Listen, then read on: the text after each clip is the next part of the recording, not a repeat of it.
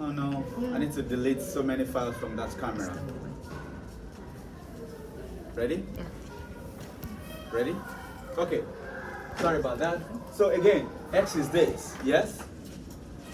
From here, we can find our dx d theta. And our dx d theta will be a cos theta, yes? Okay? And if dx d theta is a cos theta, it means our d theta is equal to dx divided by a cos theta. Am I making sense? No. Yeah, we are trying to make the x the subject. Sorry. The x is equal to a cos theta d theta, like that. So these two will be needed. So let's put this back. Integral 1 over the square root of a squared x squared dx. Randy, if you want to leave, you're free to. Okay? Is equal to the integral, the square root of a squared minus a squared what? Sine squared theta. Please speak also. And d theta will be a cos dx is this, is d theta now. Yes? Yes. So clearly this is the integral. This will be the square root a squared 1 minus sine squared. Can you see something here? This is a cos theta d theta. What happens here? A comes out, right? A is square root of, what would this be? Cos squared. Cos squared. And this is a cos theta d theta. So this is the integral, yes? You have a cos theta numerator, a cos theta denominator, d theta. Can you see that? So everything suddenly becomes integral of what? 1, which is just integral d theta. And what is the integral of d theta? Theta. What? Theta. Because it's 1. Yeah. So theta plus c. That was why we established something for theta in the beginning. So this is, we know theta will definitely come out again, just like that u and root x question. So this is going to be arc sine of x over a plus c. This is already your formula booklet. So when you are given a question like this application, all you have to do is say, oh, this is the special integral problem. Okay? And you say, oh, this is integral 1 over the square root of 5 squared minus x squared dx, where your a is equal to? 5. Look, a is equal to what? Speak louder, please. 5. 5. So what will be the result of this? Again, you look at your numerator, it's 1, 1. So if something is here, you have to take it out. Okay? Understand? So what will this be now?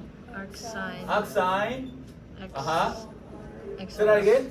X over 5. X over 5 plus c. That's it. So the only step required is for you to just show this. Because this result is already established in your formula booklet. It's given. They just need you to apply it. But there are some indirect questions that you need to still do some manipulation. We will look at that next time. That's why I need one more class on this. So, do you mind if I quickly just finish this? I don't want to go into it next time. All right, for this one, look at the second condition. This will be transformation of tan. And then I will leave this for you DIY. Or we could do it. So quickly, here you say, let's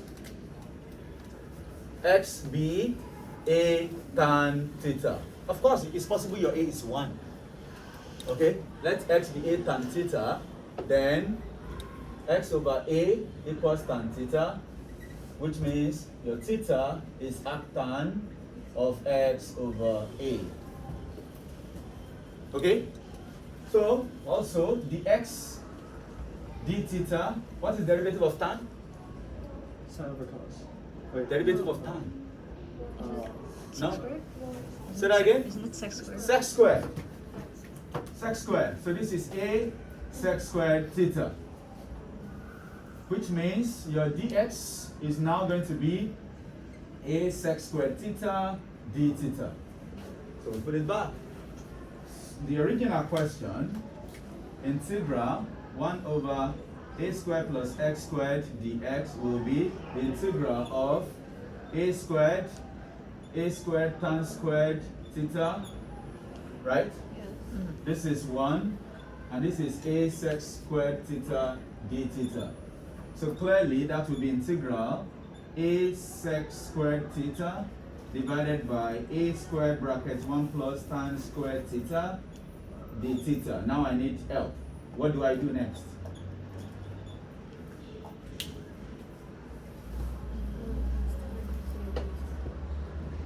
Say that again. What did you say? No, ask your question. I'm asking. I know, ask it. Ask it loud. What will 1 plus times squared? That is the question. And that will be your sec squared. That's why I said ask it. Okay? So you know that, oh, 1 plus tan squared should be something. Otherwise, we wouldn't be having it, right? 1 plus tan squared is sec squared. Okay? You can check your formula booklet. It's there. And we've used it also in topic 3. So clearly this is a squared, what? 6 squared. Okay? D theta. D theta. So can I say 1 over a? Followed by what? 1, just d theta. And that gives you 1 over a, yes? Theta plus c. So that is 1 over a arctan. Tan x over a plus c. That's also in your formula booklet. Check this. Sorry, I can't project. Okay? It's there. So if this was a question in exam, all you have to do is make it look like this. Make sure there is 1 in the numerator. And make sure you have sum of squares at the denominator. You see, this is difference of squares. Which one? This one. This is difference of squares. Where the variable is the second term, but the constant is the first term. That's the difference between this and the sec one. The sec one changes such that the variable is the first term, and the square, the perfect square number, is the second term. That's the difference between the arc sign problem and the sec one. Okay? Arc sec, that's what that will produce for you. So in this case, you'll be having integral, sorry Miss Campbell, coming, dx, you need the camera? Please check it. This will be quickly, everybody, pay attention. 1 plus, yes, what would this be? Actually, this would be what? 1 plus 4 squared. Plus x.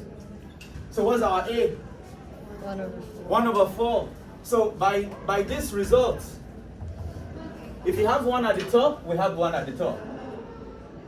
If you have a squared plus x squared, we have a squared plus x squared.